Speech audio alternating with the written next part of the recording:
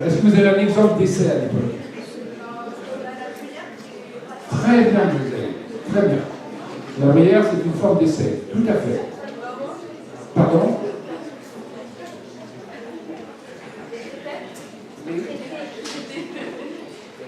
Allez-y. Des traités, vous avez tout à fait raison. Il y a des traités. D'ailleurs, je dis en passant, quel est le type de littérature, curieusement, qui intéresse, c'est une petite insiste, qui intéresse le plus au XVIIe siècle? C'est la théologie. C'est ce qui se vend le mieux. C'est curieux, la théologie, les textes religieux. Donc vous parlez de petits traités, ou de traités tout simplement. Je parle de théologie, vous avez un exemple majeur. Je pensais à Félion juste avant, hein. Mais vous avez un exemple majeur de traités ou de prose, qui sont d'essais aussi en même temps d'ailleurs, religieux, et qui sont autrement, enfin pas seulement religieux, qui vont au-delà, mais qui sont puissamment religieux, à qui je peux penser par exemple à plusieurs, hein. Mais qui en particulier? Il est mort vers 1660.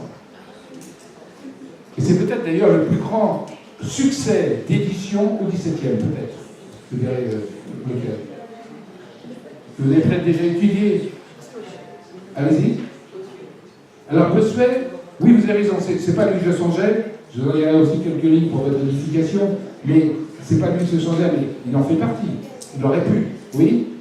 Mais un auteur considéré comme un phare, comme l'un des plus grands en langue française. Très bien. Je ne pensais pas non plus à lui. Vous avez raison, c'est un personnage important. Hein,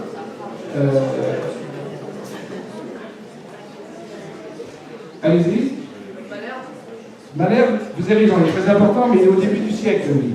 Mais vous avez raison. Malherbe, c'est celui qui, au début du siècle, la première partie du siècle,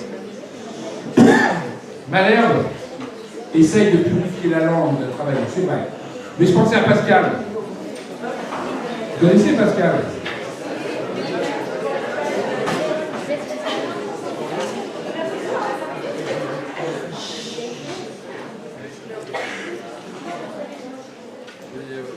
Il y a vos collègues qui sortent et vont...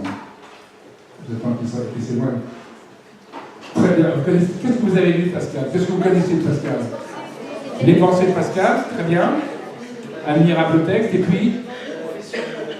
Ah, c'est Rousseau, ça, c'est un peu après. Hein? Quel est le plus grand succès? D'ailleurs, c'est curieux, ça va vous faire drôle. Le plus grand succès de l'édition 17e en France, c'est les provinciales de Pascal, les lettres provinciales.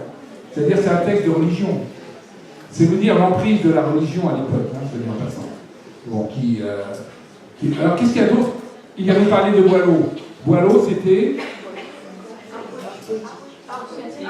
l'art poétique, très bien. C'est un théoricien de l'écriture, et c'est un satiriste aussi, il fait des satires, des textes pamphlétaires. Il y en a un autre que vous connaissez, un autre type de au moins deux autres genres qui ont laissé des traces très fortes et que vous connaissez évidemment. Très bien, très bien. Les fables, en particulier avec La Fontaine, tout à fait. Très bien. Et puis encore un autre genre que vous connaissez. Très bien, mademoiselle. Les contes. Exactement. Vous avez les contes également. Et qui est-ce que vous connaissez parmi les contes? Perrault, Charles Perrault. Voilà. Vous voyez, il y a quand même, quand on se figure la littérature du XVIIe, on a tendance à penser surtout, et puis bien sûr vous avez tout un autre aspect extraordinairement important de la littérature, même si elle n'est pas conçue immédiatement comme de la littérature. Je parle de la littérature religieuse, mais vous avez vous parliez de Bossuet, qu'est-ce qu'il écrit Bossuet? Des sermons, des panégyriques, et puis aussi des écrits historiques et politiques. Les sermons, aujourd'hui, font partie de la littérature, et pas de la petite littérature, mais de la très grande littérature. Bon, qu'est-ce qu'on peut dire de ce bref panorama comme ça? Qu'est-ce qu'on peut en dire? Moi, je vous en dirais quand même deux remarques au moins. La première, c'est qu'il y a des genres assez différents C'est une période qui est riche en inventions de genre de littérature. C'est formidable ça quand même. Et, hein, on se figure souvent, on va se dire, ah oui, Louis XIV, comme c'était un roi autoritaire, il tenait tout d'une main très ferme, ce qui est vrai, mais en même temps, il y a, vous voyez, et je ne parle même pas de la peinture, de la musique et de la sculpture, et des jardins et de l'architecture. Simplement dans le domaine littéraire, il y a une extraordinaire inventivité. C'est une époque qui, en même temps, vous voyez, il y a une très grande importance accordée à la langue et à la littérature. Il y a un pouvoir royal extrêmement fort, représenté bien évidemment par Versailles. Hein, on parle du Louvre à Versailles, dans les années 1680. Il y a ça. Et dans le même temps, il y a une extraordinaire inventivité. Et il y a des débats au sein du monde littéraire, des débats qui n'existent plus maintenant. Quasiment plus. Quasiment plus. Alors qu'à l'époque, ce sont des débats qui sont extrêmement vifs. Et puis, vous l'avez dit tout à l'heure, vous avez raison, il y a aussi l'époque de la naissance du roman dit moderne, le roman d'analyse. Et l'exemple le plus connu, c'est ce qu'on disait déjà, c'est La Princesse de Clèves. La Princesse de Clèves, hein, de Madame de Lafayette, tout à fait. Alors j'ai oublié autre chose, j'ai oublié quelque chose d'ailleurs au passage. Il y a un autre mode d'écriture extrême, deux modes d'écriture. Il y en a tellement que je les oublie, oui. Il y en a deux qui sont. Allez-y. La nouvelle, oui, mais alors c'est un peu particulier parce que la nouvelle, c'est le nom qu'on donne au roman à l'époque. Mais il y a des nouvelles, vous avez raison, ça existe. La preuve, il y a celle de. Absolument, tout à fait. Oui, non, ça c'est un petit peu avant, enfin, oui, il y a le roman pastoral, vous avez raison, auquel, je voulais vous lire quelques petites lignes aussi à ce sujet, succède le roman tel qu'on le connaît. Mais il y a deux autres, vous avez raison, c'est bien, oui. Très bien, mademoiselle. Bien sûr, les lettres. Hein, bien sûr, c'est le genre épistolaire. Épistolaire. Et qu'est-ce que vous connaissez? Ah, ça c'est un peu plus tard avec Montesquieu. Un peu après. Très bien. Madame de Sévigné. Absolument. Madame de Sévigné, vous avez peut-être lu des lettres. Vous voyez? Allez-y. Oui, non. Très juste. Ça fait partie d'ailleurs des essais pour aller vite, mais des gens comme La Rochefoucauld, par exemple. Hein, c'est Maxime. Vous avez tout à fait raison. C'est encore un autre genre. Et c'est très présent au XVIIe, les maximes. Tout à fait. Et il y a donc un autre genre que vous connaissez sans doute, et dont on parle pas tellement, alors que c'est peut-être, là je vous livre un avis qui est purement personnel, c'est peut-être le genre littéraire où on trouve peut-être, où on trouve parmi les plus grands écrivains, pas seulement au XVIIe, au XVIIIe, au XIXe, au XXe, mais au XVIIe, au XVIIIe, il y en a, et au XIXe aussi d'ailleurs. À quel genre est-ce que je peux bien penser? Qui est extrêmement présent au XVIIe, qui commence en gros au XVIe siècle, qui se développe très considérablement au XVIIe, puis ensuite XVIIIe, XIXe, alors là ça éclate. Non mais je pensais au portrait. Oui, alors vous avez raison, c'est un genre, c'est un sous-genre, hein, c'est vrai, avec Mademoiselle de Montpensier, à partir de la moitié du XVIIe, ça se développe, c'est très juste, hein, c'est très vrai. Avec la peinture aussi, enfin vous avez raison, le portrait littéraire, dont La Bruyère est l'un des plus grands représentants. C'est tout à fait vrai.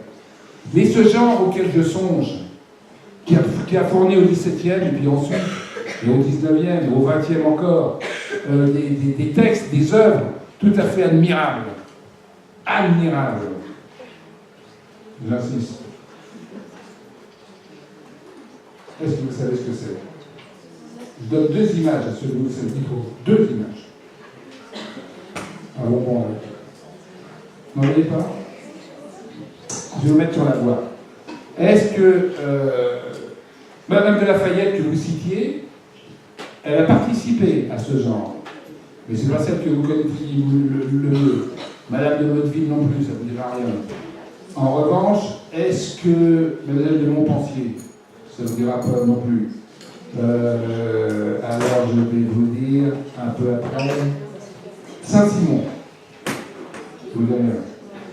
Eh bien, Chateaubriand. Un roman historique, ça existe, oui, mais c'est une des parties, un sous-genre, je veux dire. Très bien, Mnassel. Très bien. Les mémoires. Hein?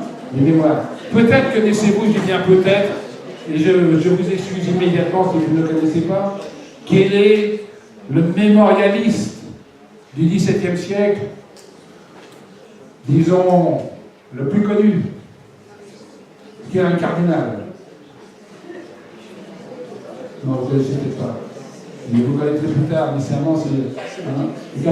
le cardinal de Retz, R-E-T-Z, vous savez rien. Admirable écrivain. Hein? Vous savez,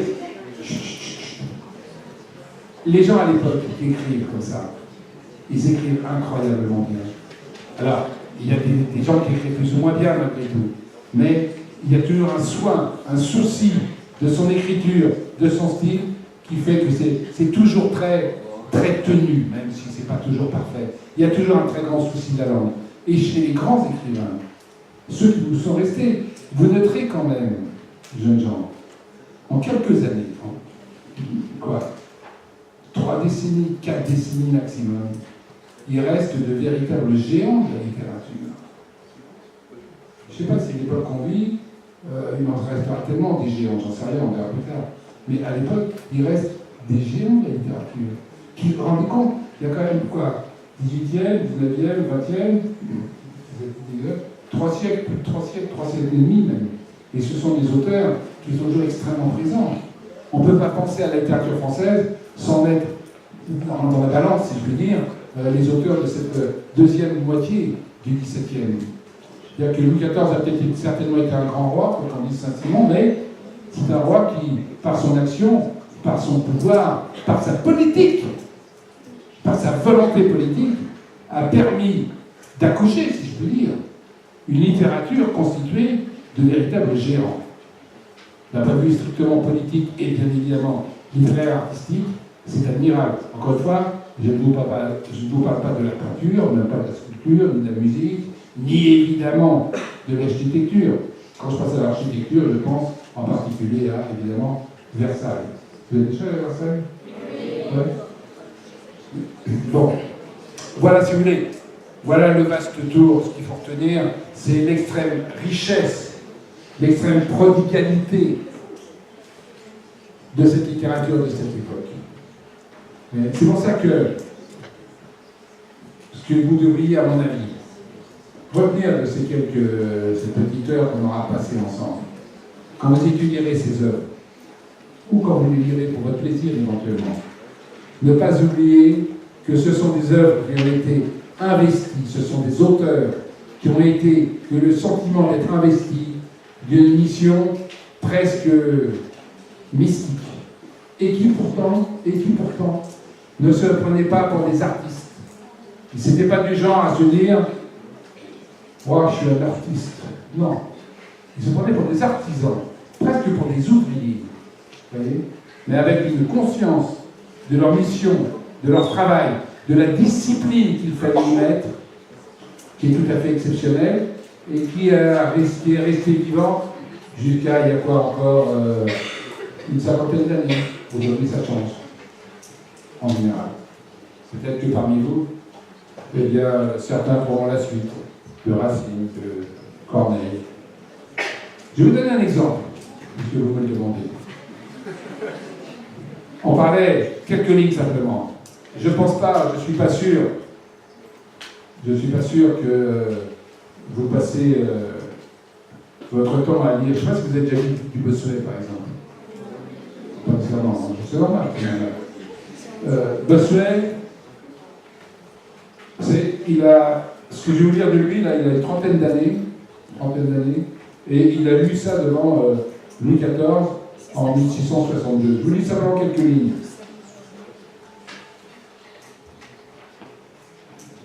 Si vous lisez ça. C'est une étrange, c'est le sermon pour la mort. Vous avez entendu parler du sermon pour la mort? Oui. Je vous en ai fait quelques lignes, parce que je dois vous dire autre chose ensuite. Quand il dit, j'aurais pu prendre n'importe quoi d'autre, par exemple, Écoutez ça, jeunes gens, que ce soit une leçon pour vous. C'est une entreprise hardie. Il improvisait quasiment, hein, lui, monsieur. Oui. Vous êtes à Notre-Dame, vous improvisez un sermon de Bossuet. Quand vous serez, si vous avez un jour vous donnez évêque, certains d'entre vous, peut-être, en tout cas, si vous avez l'occasion, en tant que politique, pas seulement sur le plan religieux, d'improviser devant des estrades importantes. C'est une entreprise hardie que d'aller dire aux hommes qu'ils sont peu de choses. Je vous dis ça rapidement, quelques lignes.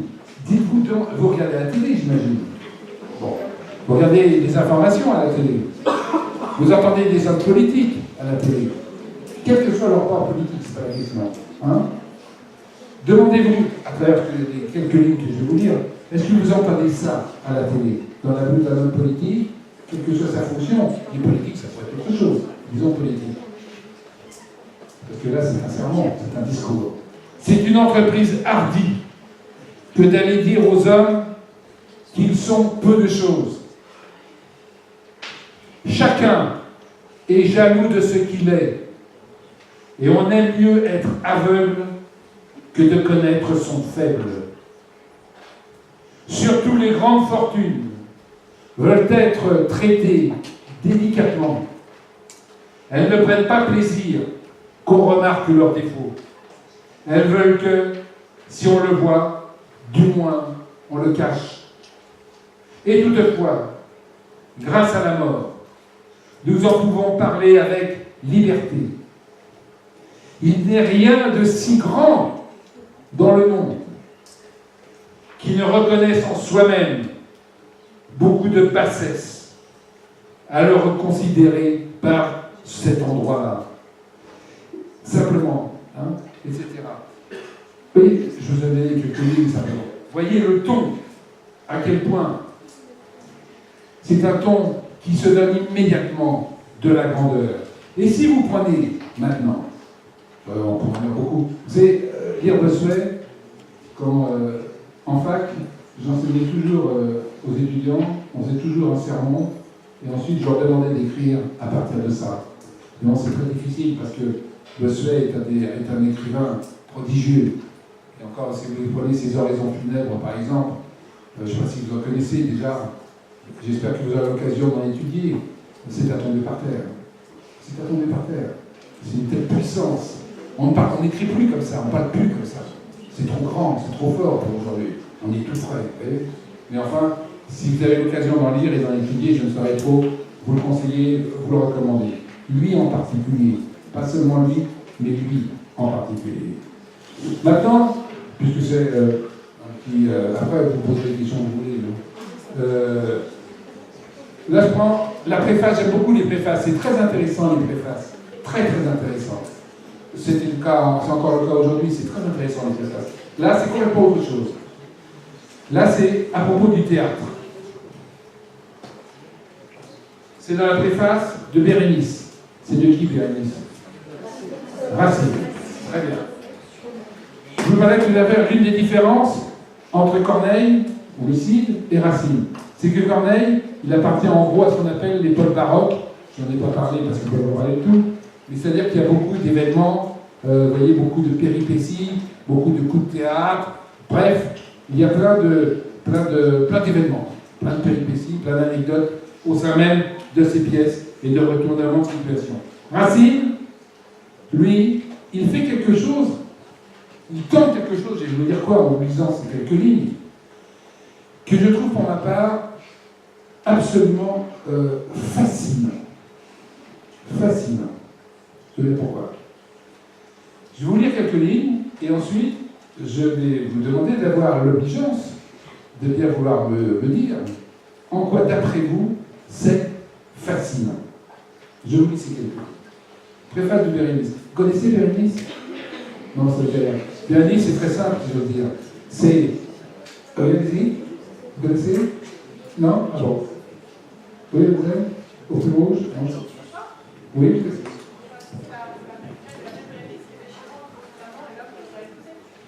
Allez-y, j'ai pas bien entendu. En fait, vous réfléchissez entre l'amour qu'elle a pour l'homme qu'elle aime à la personne qui doit épouser.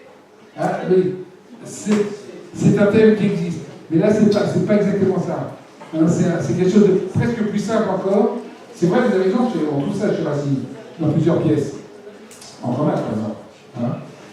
Mais dans Bérénice, c'est encore plus simple que ça. Hein, c'est Bérénice et Titus. Titus est le nouvel empereur. Hein. Bérénice, c'est la reine et reine de Palestine. Ils s'aiment, tous les deux, mais ils ne sont pas mariés. Et Titus, son père, Vespasien, meurt. Il devient empereur. Alors vous le savez peut-être, à Rome, l'empereur ne peut pas épouser une étrangère. Or, Bérénice est étrangère. Et donc, Titus, bien qu'il aime Bérénice, doit la quitter. Et Bérénice, évidemment, ça lui fait beaucoup de peine. Mais Titus aussi, ça lui fait beaucoup de peine. Ils sont déchirés. Quand on s'aime se quitter, alors qu'on s'aime justement, mais pour des raisons politiques, c'est un déchirement. C'est ça, Bérénice, c'est tout simple. Hein. On sait dès le départ que Titus va quitter Bérénice. La pièce, en gros, c'est comment ça va se passer, comment il va le dire, et comment ça va se passer, la rupture. Voyez, c'est une pièce très émouvante, de ce point de vue-là. Une très belle pièce d'amour. Un amour très triste, bien sûr, puisque c'est l'amour d'une rupture qui est imposée. Voyez. Le thème, si vous voulez, le thème lui-même, vous le notez, est extrêmement mince. Évidemment, on peut en faire des caisses. Mais enfin, il se trouve que c'est quand même assez mince, le thème lui-même. Comment je vais dire que je la quitte, en gros? Comment elle va réagir? Comment ça va se passer? Et donc, il écrit ceci, Racine. Écoutez bien. Parce que c'est encore autre chose, j'en ai pas parlé. Mais les gens, quand ils s'expriment à l'époque, ils ont un souci que vous, en tant qu'élève, et ensuite, d'une façon plus générale, je ne saurais trop vous recommander d'avoir, à savoir le souci de la clarté. Clarté. Quand vous faites vos devoirs, vous essayez d'être clair ou vous vous en fichez et si c'est confus et un torchon, ça donne une importance. D'après vous cherchez évidemment d'être clair. Hein. L'un des critères d'excellence au XVIIe, mais pas sur le XVIIe, mais en particulier, c'est le désir de clarté. Et il écrit ceci. Il ne faut point croire que... il écrit ceci. Il n'y a que le vraisemblable. Ça, c'est encore tout un thème. Il n'y a que le vraisemblable qui touche dans la tragédie. Et quelle vraisemblance y a-t-il qu'il arrive en un jour une multitude de choses qui pourraient à peine arriver en plusieurs semaines? Là, c'est contre Corneille. Il y en a qui pensent que cette simplicité, la simplicité, c'est la simplicité de l'intrigue que je viens de vous dire. Titus Bérénice, il se quitte, voilà, il le quitte. Il la quitte malgré lui et elle le quitte malgré elle. Voyez. Il y en a qui pensent que cette simplicité est une marque de peu d'invention.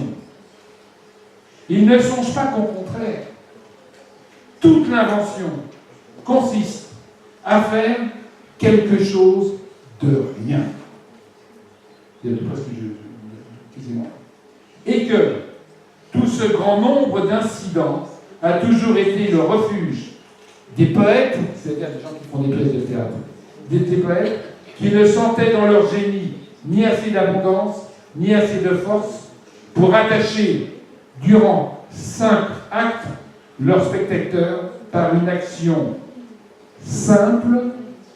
C'est ça le cœur de la tragédie. Hein. Mais pensez au cinéma, vous-même.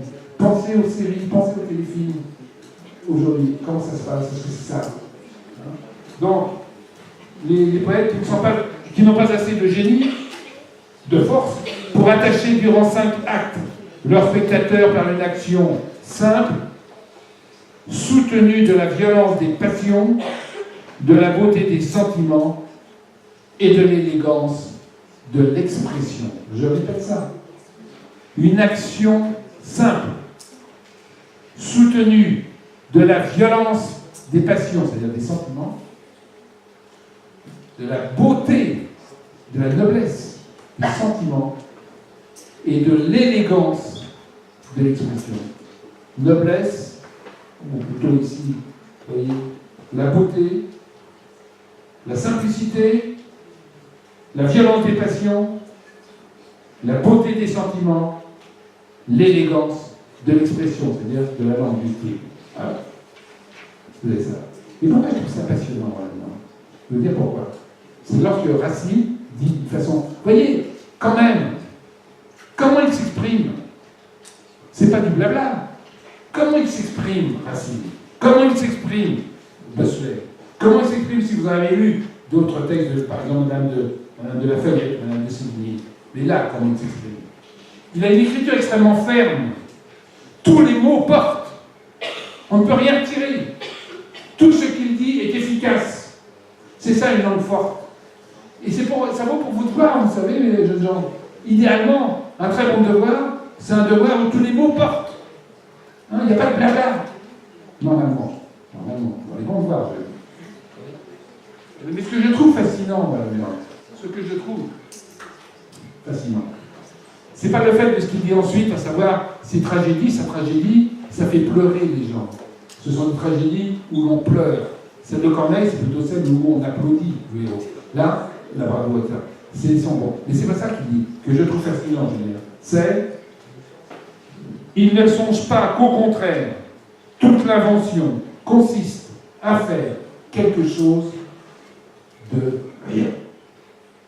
Voilà. L'art de Racine. Imaginez un cinéaste aujourd'hui qui va dire, pour moi, l'art du cinéma, c'est de faire quelque chose de rien.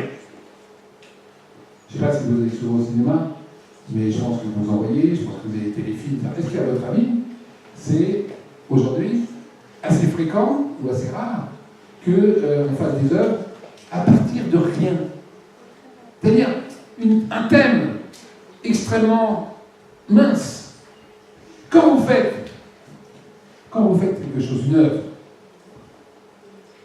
œuvre littéraire, ou cinématographique d'ailleurs, mais musicale à la limite aussi, à partir de rien, c'est-à-dire de quasiment rien, de façon très simple. Qu'est-ce qu'il faut réussir à faire pour que ce soit bien, justement, quand vous faites quelque chose à partir de rien? Si vous écrivez quelque chose, un roman, à partir de rien, ça existe. Un roman à partir de rien. Une pièce de théâtre, un film, à partir de rien. Si vous voulez que votre ouvrage soit de qualité, qu'est-ce qu'il faut réussir? Bien sûr, son expression. Et donc sa composition. Vous voyez? C'est tout à fait essentiel. Et là encore, et je ne me moque pas du tout, là encore, ça vaut pour les devoirs, pour les travaux. Pour les travaux que vous avez à faire, ou que vous aurez à faire. La composition, l'expression, et bien évidemment, le fond, les pensées, les réflexions et le savoir, bien sûr. Vous voyez, tout ça, c'est un peu pareil, vous savez, entre une pièce de théâtre. Vous savez, quand Racine, on dit ce qu'il faisait, dit-on, sa méthode, c'était, il faisait une pièce, la composition, il la construisait comme ça, comme des échafaudages, il remplissait avec de la prose, et puis après il mettait des vers. Vous voyez, il commençait comme ça par la composition, le plan. Quoi. Là, c'est ça qu'il dit. Hein. L'expression et la composition. Et bien sûr, la beauté et la violence des passions. Voilà. C'est ça l'art d'écrire à l'époque. Vous connaissez un peu La Fontaine. Hein, vous avez dû en apprendre ou en lire en tout cas. La Fontaine, qui est un merveilleux poète. Il y a une chose qui est remarquable chez La Fontaine. Il n'y a pas un mot de trop. Si je puis dire, il n'y a pas un mot qui manque. Ce sont des fables, ce sont des constructions où tout semble lumineux comme ça se déroule, et on est émerveillé avec, vous l'avez déjà noté si vous connaissez un petit peu, les fameuses morales de la Bruyère, de La Fontaine. Rien ne sert de courir, il faut partir à point, etc. Si on vous dit quelque chose comme ça, rien ne sert de courir, il faut partir à point, qu'est-ce que vous allez vous dire? Qu'est-ce que vous en pensez? Qu'est-ce qui est remarquable? Rien ne sert de courir, il faut partir à point. Qu'est-ce qui est remarquable là-dedans? Voilà, c'est une leçon, mais comme c'est une très bonne leçon, en 2 mots, elle est donnée. Il n'y a rien de trop, rien de trop peu. C'est parfaitement éloquent, avec peu de choses en l'occurrence. C'est l'art aussi de l'économie, vous voyez. C'est pour ça que c'est super. Et je vois que Madame Lyon me presse peut-être de taire. Non. Car ça suffit maintenant. Ça suffit. On en a marre. Non, pas du tout. C'est justement, si vous avez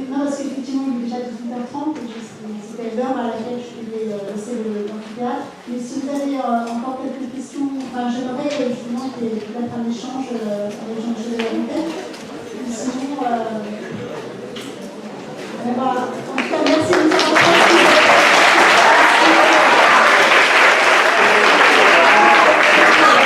Merci, bonne journée.